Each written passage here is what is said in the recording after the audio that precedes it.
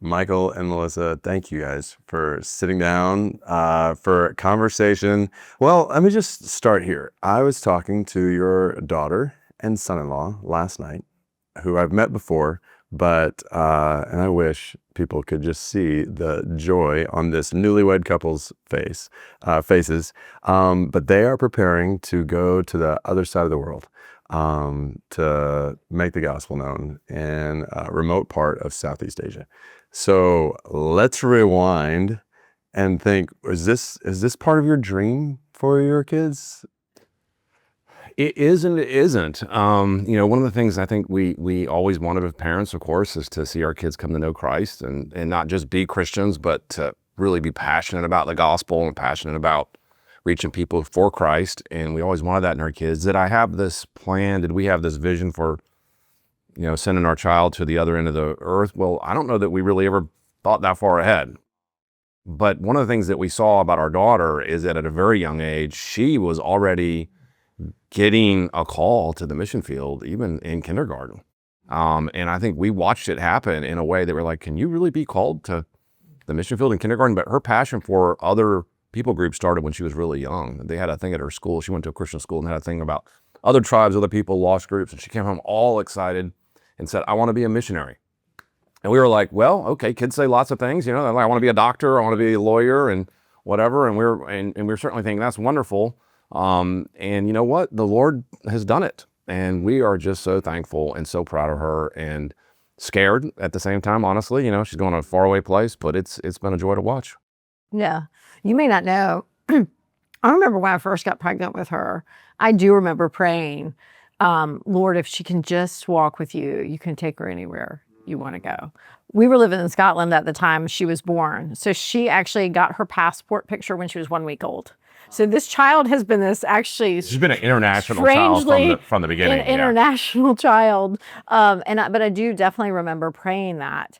I do laugh now because the place she's planning to go or they're planning to go, you can fly either way. It is truly the farthest the other side of the world. And I was like, oh, this one's really far.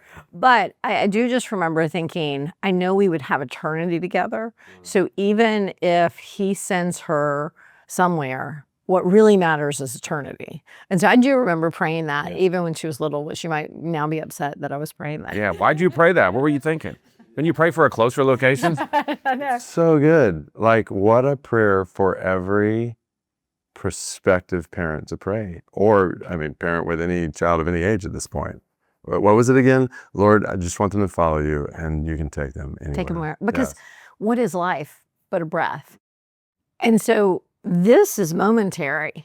We will, be in glory together. That's what you're hoping for.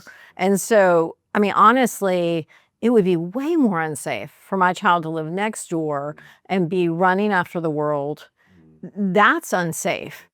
So to be following God is always the safest thing to be doing, wherever it might be. That doesn't mean it, physically safe always. It doesn't mean all the things we may long for, but that's the safest place to be, not running after. So good. This feels so obvious, even as I'm processing this with you all, but it's so hard for a parent, like to say, I want your will for my child more than I want my will for my child. To really trust God with your children. That's the core of that kind of prayer. Well, I think a lot of parents have all kinds of aspirations for their kids. We did a session on parenting just yesterday here at the conference, and one of the things that we talked about there is how some parents are like, academics is the thing, some are sports is the thing. And I'm always amazed at how much parents will pour into trying to guide their kid to various things. But I don't know that as many Christian parents are thinking, but am I guiding them to the ultimate thing, or am I guiding them to possibly serving Christ in more formative ways? Doesn't mean everyone's called to be in ministry. People do lots of things and that are glorifying to God. But I don't know if that's a category for a lot of parents. And I don't even know if we had it all mapped out. But I think, as Melissa said, we just said, look, Lord, do something special with his child, wherever it might be. And again, we didn't anticipate other end of the globe. But hey, there's a great need over there and we're excited for. Well, and you have other children who at this point God has not called in the same way that he's called this one particular daughter. Like you have a son who spent some time overseas and came back and was like, yeah, that's not what God's called me to do. Yeah. No, he did. He did a short-term mission trip, and he loved it and had a great time at it. But I think, he was like, yeah, I don't think that's the thing for me long-term. He didn't think that was the thing that he's going to do vocationally. But he loves the Lord and serves Christ where he is, and in his future career, I know he'll be as glorifying to Christ as he can be. And our youngest child, same thing. She loves Jesus and has passion for the arts and for music and writing. And I know that she'll serve Christ there. So good. That's where the prayer, so success is not when they go to the other side of the world. Success is when they're following Jesus and going wherever he leads them. That's right. Yeah. Exactly. And our youngest sometimes struggles with that, I think. She's got two parents who've kind of been in ministry, her whole childhood. And then she has this big sister who's doing that. And she'll sometimes say, is it okay? And we're like, oh, we need people in every area, working in every type of job, glorifying God in that. So we've always felt like, hey, it's totally fine for your mission field to be, the bank that you work at or the engineer firm you work for. Like that's great. But yeah, we actually have a little bit of a standing family joke where we almost try to talk our kids out of ministry, right? Not out of Christ, just to be clear. Right, we're 100% wanting them to serve and love Jesus. But ministry is hard. Anybody who's in ministry knows, it's hard. And our kids actually have seen, because they live with two parents in ministry, how hard it can be. And so we have this sort of half joke, half not joke. We're like, maybe you don't want to do this, sure. And don't feel bad that you're not, because there's other great ways to serve Christ. But then on the flip side, we certainly welcome God's call to the ministry, and it looks like our oldest is headed that way, and we'll see what happens. So, all right, let's back up because, yes, your kindergarten daughter went to a Christian school where she was hearing about unreached people around the world. But there were some other things I think that were happening between 0 to 5 after you're praying that prayer as you're pregnant, and then after that are cultivating the answer to this prayer. I'll follow you, Jesus, wherever you want me to go. What are just some practical things you guys have done as parents to obviously we believe in the glory of God's grace. Only he can save, but there are means that he's called, and there are means that God's called us to do to pour the gospel into our children with the hope that they'll follow Jesus. So how's that played out just practically in you guys' family? Melissa and I have always had, I would say it this way, I think we both always had a sort of a global perspective on our ministry just by God's providence. We both did short-term mission trips ourselves when we were in college. Melissa to the Ukraine, me to Kenya, in Africa, and then we did an international PhD in Edinburgh, which obviously isn't the unreached tribe somewhere, but there's a great need for the gospel in Scotland. But it gives you this international flavor, like the world's a big place, there's lots going on. And then when we started having young kids, one of the things we did do with them, and there's lots of things that we wanted to do with them, but one of the main things we do with them is when we did our prayer time as a family, we actually prayed for named missionaries. So we didn't just pray for the world generally, but we had a person in a country that we prayed for. And I think that was part of it, right? You realize, the world is bigger than my neighborhood and, bigger than the city I live in, but there's so much going on around the globe. And that perspective, I think, was part of it. Yeah. And then when those missionaries would come home, because a lot of them were sent from our church, they would be like, they're missionaries the kids actually knew. That's the Fosters. We pray for them. And that's Dan and Allison, and they're in Thailand. And I mean, they actually remembered, because they prayed for years for these missionaries we were supporting. And I think them seeing that helped them just normalize it. It's not something other people do. And we always said, actually, we're part of it by prayer.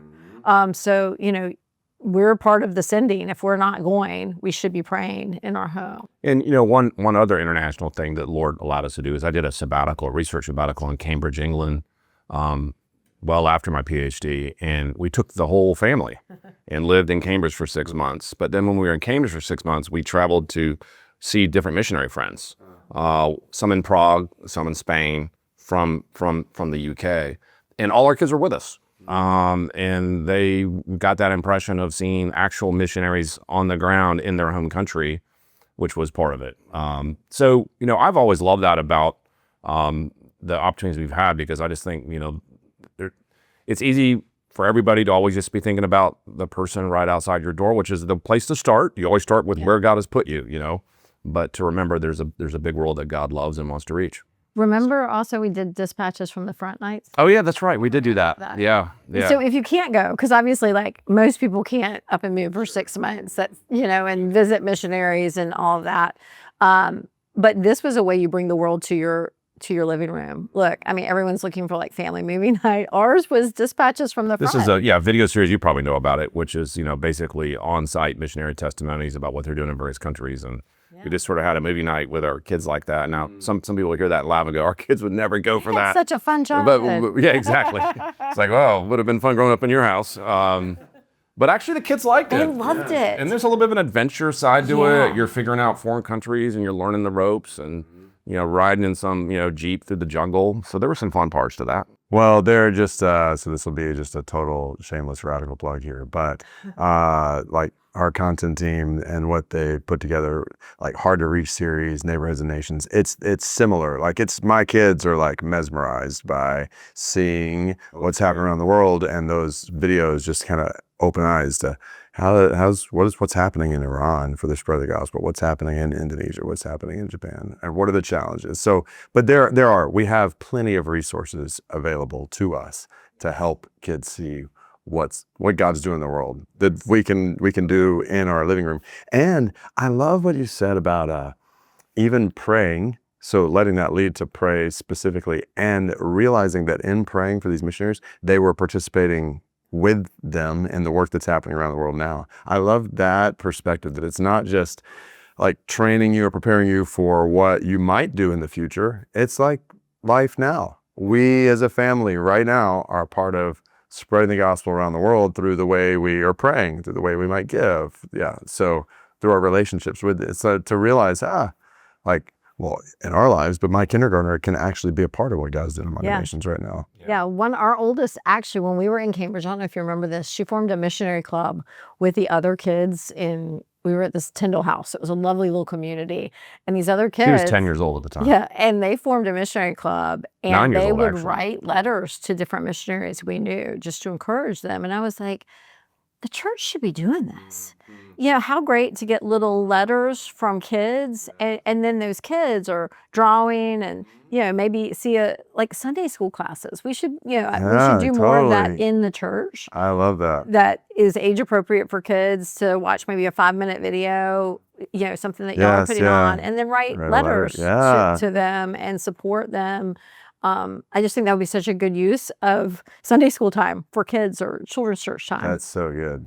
And for them to see, yes, I'm a part of this now. And then maybe my part will change in the days ahead, like when I get older, but I can actually play a part right now. That's pretty awesome.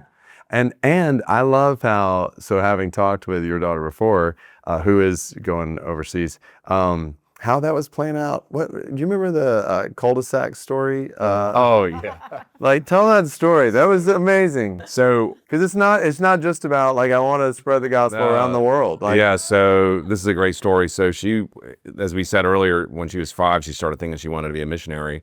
But then even as she got a little bit older, 6 or 7, she started witnessing to our neighbors and sharing the gospel with our next door neighbor's son, who was a kid, giving him a Bible. And we went to the neighbor and said, "Oh, I hope that's okay." And the neighbor said, "Well, there's worse things your daughter could be giving my son." So, but then one day I was driving home from work, and I came up to our house, which was in a cul-de-sac, and written on the street in chalk, kids chalk in pink colors, was the word repent in huge letters, REPENT, right there. And I just said, "Oh, looks like my daughter's been busy in the street drawing out evangelistic messages." So I pulled in the driveway and I said, "Emma, did you draw the thing?" And she goes, "Yeah, Dad, what do you think?" And so I encouraged her. I was like, "It's wonderful you're sharing the gospel." And I said to myself, I'm not sure that that's the exact method we would have chosen, but it revealed her wonderful heart. I just love that it was a cul-de-sac. Like totally. you would have to turn around and Turn go around. the other way. You cannot keep going this The symbolism was rich, and maybe she even had that in her head. I don't know. That's amazing. But I highlight that just because, we want our kids to follow Jesus, not just in the future, right now, and where he's placed us now, which involves sharing the gospel. That's right. Yeah. And I think, when you think about someone who ends up on the mission field, it doesn't start when they're 25 and decide, I'm going to go to the mission field. It's like you said, that process is a long process, which is why the whole idea of being globally aware and thinking about missions should be permeating our lives long before someone gets the call, right?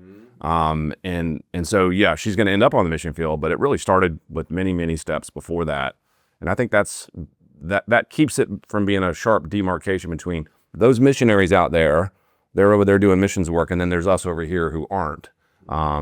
Finding a way to blend those two together, I think, is so key. That's good.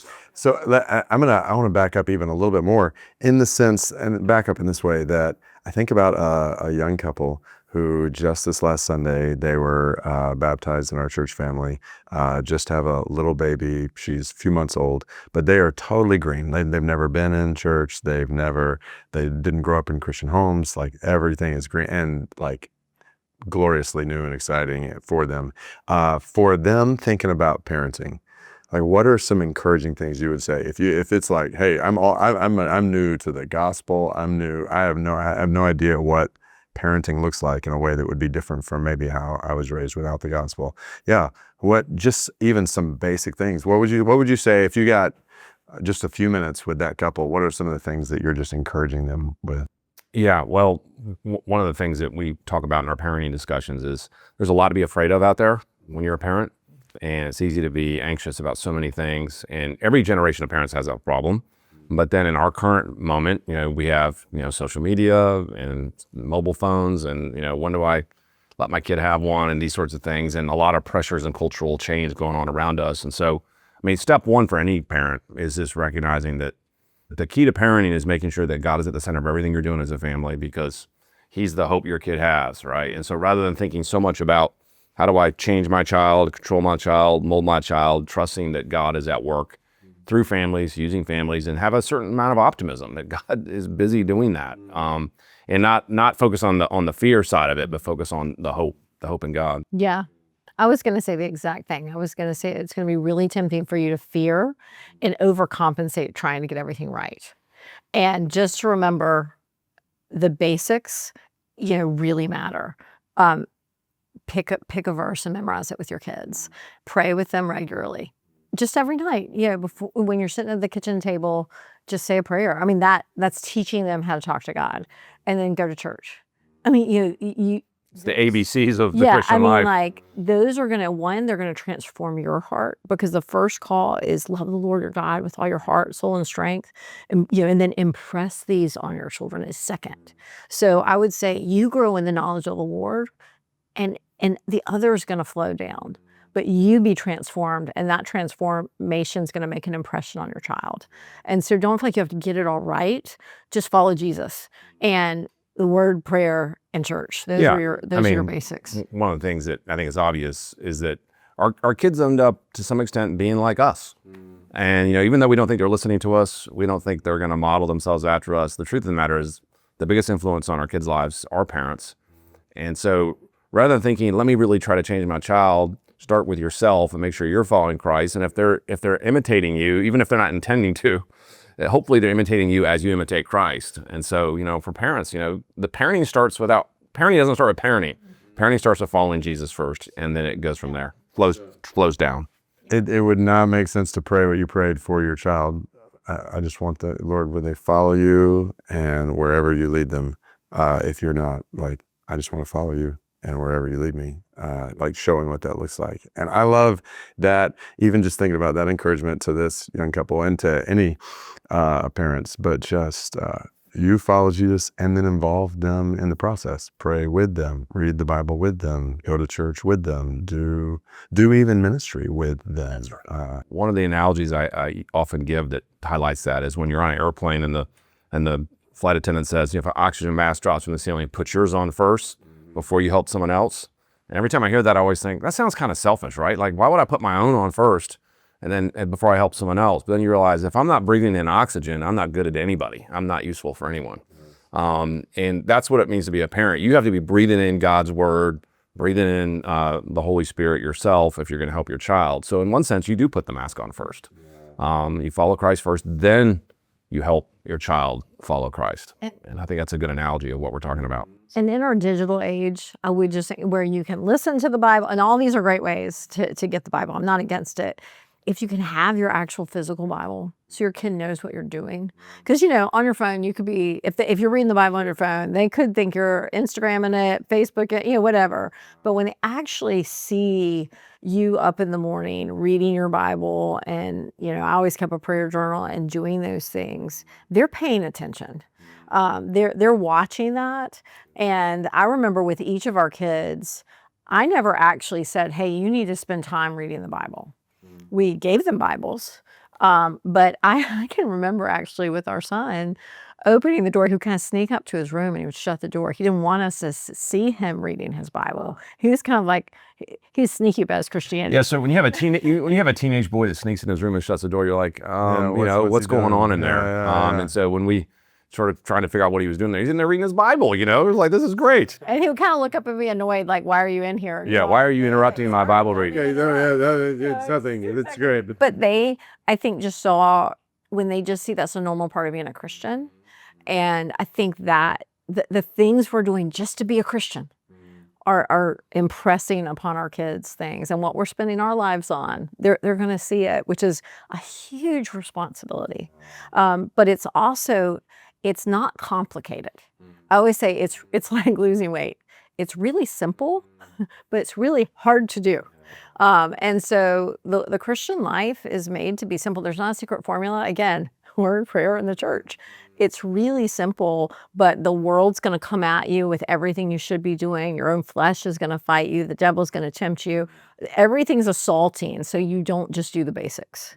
And so the more we can say, I'm going to fight the battle on my knees in the word and at church, that's going to be this force field, I feel like, for us and our families. That's so good.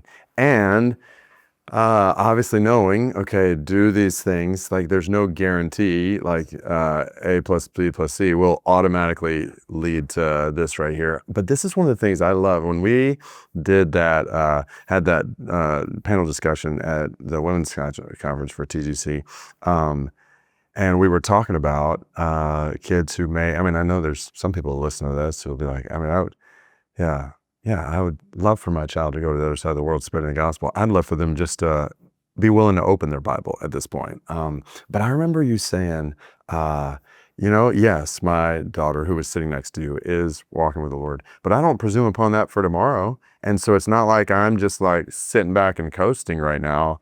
Like no parent ever coasts in that sense, right? No, Yeah. you when you get to heaven and you all greet each other, that moment is the one you, I think, finally feel safe. And we know the Lord will keep them. We believe in the efficacy of His salvation power, but we've just all of us have watched people turn from the Lord later in life, and you're like, why now? And so I think, again, what do you do as a young parent? You read the Bible and you pray. What do you do as a parent of adult kids? You read the Bible and you pray. And you surround yourself with the community of the church who will also pray for your child when they're wandering, when they're doubting, when they're in complete and utter rebellion. You need the church, not just they need the church. And there's just, I think if we could just remember, again, kids are not saved by perfect parenting. By grace, you have been saved through faith. And this not of yourself, it's a gift of God. So we've got to lower the temperature for parents and say what you do matters, but it cannot matter salvifically. God's going to save a people for Himself. But what we do can create an environment where that faith can flourish. So it's very important, but it's not ultimate. I hope people hearing those words right now would, like part of me in a fresh way just feels like some weight off my shoulders. Like yes, it matters, but not ultimately. That's a really good word. Thankfully, not ultimately on my shoulders. Now, okay, fast forward. So back to, all right, your daughter, son-in-law, new son-in-law are about to go. So do you guys, you've said, I prayed this, is there any fear or I don't even know what the word would be best to describe. What are the emotions you all feel? I feel many things. Certainly, foreign countries can be scary places, and there's certain fears you have about safety and things like this, I think that are normal. But my biggest fear, and I don't know that we've even laid out our fears of each other, actually. My biggest fear is more, I'm just really going to miss her. You know, I feel like she just graduated and got married, and I'm like, oh, now maybe we could, now we're adults, we can spend more time together. Off you go. And so there's a sense in which I think there's a relational price that is being paid there, which is, hey, we're willing to pay that because we want her to go where the Lord wants her to go. But I think if there's any sort of weight or fear, I'm like, I'm just going to miss her and our new son-in-law too, and wish we could spend more time with them. Yeah. And it's not easy to fly to the other side of the world and see them. So I think that's what's on my shoulders. Yeah. Yeah. I mean, it's the exact same. The cost is our happiest place. We were talking earlier is our back porch. And the happiest of that happy place is when everybody's home. And it'll just be a long time. It'll be a long time. To get so it's a cost, but goodness, it's like, well, the Lord has stuff for us to do. So we need to be busy with that. And the Lord has stuff for them to do. And we need to be busy with that. The fields are white for harvest. So it may be emptier in certain ways. And that's part of the cost. There's always a cost. But, he who gave his own son, how can he not also give us all things? So we can trust that what's given in this life, is just insignificant in light of what we've been given. But yeah, I mean, there will be tears at Christmas and Easter's and, when we're at the beach together and they're not there. It's just, C.S. Lewis talks about when one of his friends died, he said, you would think, oh, now I had more of my other two friends. And he said, but I actually had less of them because I'll never see how this friend lights up when this friend makes a joke again. So I think it's like that with our families. When they're all together, there's a fullness that you see how they interact and the things go on, and that will be lessened just with one gone. And so it's not the same dynamics. Yeah. It's like a singing quartet. They talk about how when four people sing together, they create a fifth voice when they're unified. And something else happens when you bring them all together that you couldn't get with just three or certainly with one. And families are like that. And so we're going to miss that.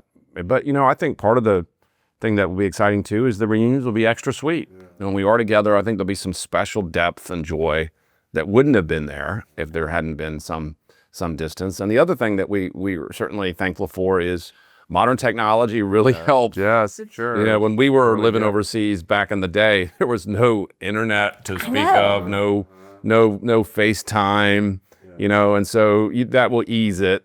We know it's not the same as being with somebody, but that will ease it. Adoniram Judson writing a letter to his wife when he's traveling, and it'll be 3 months before exactly. she gets it. So, when you said goodbye back then, it was goodbye, I mean, even when I was in Ukraine, the whole summer, I couldn't call or talk to my parents. There was no letters got through the whole summer, and it was just it was a complete blackout. I can't believe my parents let me do that. I mean, I was maybe 19, and, it's amazing. It was complete. Whereas we'll be able to I can find my friend. You might know where she is. You can send her a text. That's good. She's yes, in of this course. airport right now. Yeah. You can follow. I mean, when they were just visiting, traveling, and I was like, oh, they're in this country right now, and so that's a nice gift. Yeah. I do think I'm really glad you guys were willing to share even just about that cost, because I think about and I don't want to pile on to that cost. But I just think about some of my friends who are around the world and they're raising kids away from grandparents. And there's definitely, or they miss out on parents are struggling in this way and they would love to be right beside them. So I just think that and especially in a culture where oftentimes we just kind of expect, all right, we're going to be around the people we are familiar with or around our hometown. Like that feels normal for a lot of people to go totally against the grain. Yeah, it does carry a price with it. Yeah, there's a price on both sides. There's a price for the actual missionary family on the field. Obviously, that's a massive price. But then there's a price for the people they said goodbye to, right? Those families left behind. So many people are paying the price for that, and there's a cost. But that's, like we said, I mean, we prayed that prayer in the beginning. It's a cost that we're it's going to be a heavy cost, but it's also a cost we're willing Yeah. to endure because we want her to be following Christ wherever he calls her. Well, it makes me think of like the beautiful and heavy, hard gospel goodbyes we see in like the book of Acts, whether it's Paul and the Ephesian elders, like they're just weeping on each other's shoulders, but they're going in different directions. And I think it comes back to where you started, Melissa, with just talking about eternity in view. Like, okay, we've got like trillions of years together. So we're going to have sufficient time with each other, and we've got a vapor here. And so how do we just spin this vapor, knowing Jesus and doing whatever he says to do? And I also think about, I always think about Numbers 13 and 14, when God's people, they're on the edge of the promised land, and they say, we can't go in. It would be too dangerous for our kids. Like, it would not be good for our kids in this place. And they're saying they're worried for their kids in a way that actually leads them to not trust in God. And then in quite a twist, like their kids end up going to the promised land and none of them end up going. So they miss out totally by not trusting God with their kids. So I think it's safe to say, right, that trusting God with your kids is good for you guys, not just for them, but good for you guys too. Yeah. Yeah. I mean, you give up, but Christ promises that whatever you give up, that there's a backdoor blessing to that in exponential ways, and you don't get your life until you lose it, and so it stings a bit, but we're trusting that God's at work in us and the things we need to let go of and the things we need to grow in, and I think that's a missing piece of a lot of these discussions too, right? Which is, it's not just my personal sort of relational sort of well-being that's at stake, but also just God's at work in other ways too. So Yeah. I remember one of the first trips I went on that was kind of more of a dangerous, a lot more risk involved in this trip. And this is before kids, this particular trip, but I remember getting on the plane. I'm writing like this, like just in case kind of letter to Heather, and I'm like bawling there on the plane. I mean, I'm just losing it. And I realized, like, it was one level of surrender to say, God, I'm going to go on this trip and I trust you with my life. It was a whole nother level of surrender to trust God with her life. Like, as I'm thinking, like, what if I'm not there to do this or that? Like, I felt like that was even deeper faith, to trust the Lord with the life of somebody you love, even more than my own life. But that was so sanctifying for me. I was like, whoa, this is deeper surrender than even I thought it was, like surrender to go on this trip, like for myself. But it was actually more surrender in a way that brought me closer to Jesus by trusting the Lord with her. And what we get to taste a little bit, I mean, just a little bit. I mean, what did God do? He sent his only son. Yeah. I mean, so all of these are invitations to know the love of the Father more, right? I mean, because when we feel the pain of that, we're like, oh, I can go to you with this. You know what this is like. This is not a suffering you have not endured, to send your son for the world and for all of our redemption. In some ways, he invites us to know him more by our experiences in life. He chose to do it for us. We wouldn't choose this in a lot of ways, but it really is, I think, an invitation. All of this, we think of parenting as we're trying to get our kids to know the Lord, but it's actually an invitation for us to know the Lord in new ways. yeah, I would say one of the other aspects here that I think gets missed in these discussions is that when you do this sort of travel and have people out in other places and you're not settled and not everybody's home, there is a sense in which that is our identity right now as Christians, right? We are sort of, sojourners. And there'll be a time when we're home in the new heavens and the new earth. This isn't that time. So in as much as you feel, disconnected and on the move and always traveling and never settled, there's a sense in which that's what we're made for right now. Yes. One of the things I've been able to do in my academic space is work on early Christianity. And one of the things I always knew about early Christianity from Paul on is that, the travel that they engaged in was amazing. It's because they didn't even have the conveniences of our modern world. But the Christians were known for being travelers.